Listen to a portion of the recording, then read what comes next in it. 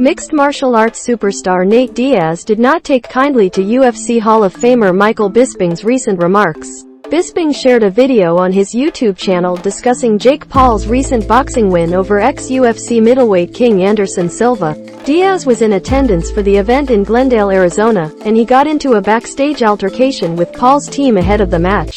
Diaz has been linked to the problem child as a potential opponent.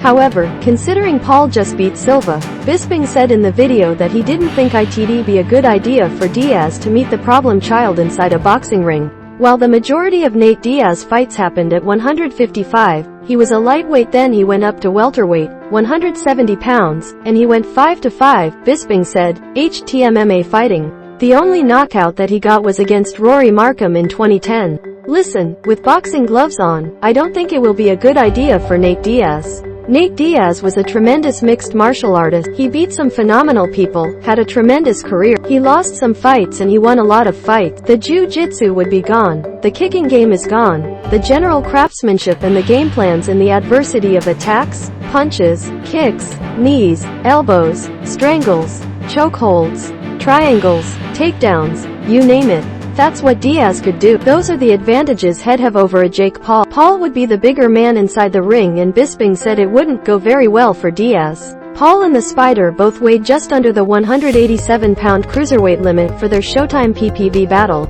And since Diaz had never fought above welterweight in the UFC, Bisping shared his skepticism that the beloved combatant could beat the bigger man. If he was to fight Jake Paul in at that weight, 200 pounds or 196 pounds, whatever weight they want to come in at, I don't think it would go very well for Nate Diaz, Bisping continued. However, I will say this, I think they would both make a lot of money. I wouldn't be surprised if the UFC come back and offer Diaz a mega deal to get that third fight with Conor, McGregor, because come on, everyone wants to see that. Diaz competed in the last fight on his UFC deal in September. However, Diaz is likely currently dealing with the UFC's exclusive negotiation period, which could last 3 months past his September 10th bout. That means Diaz cannot negotiate with another promoter. Diaz ripped Bisping in a now-deleted tweet. Diaz seemingly responded on Tuesday morning to Bisping's comment. In a now-deleted tweet, Diaz shared a screenshot of Dan Henderson knocking out the count at UFC 100 in 2009. The only fight I ever saw by this goofy F***************,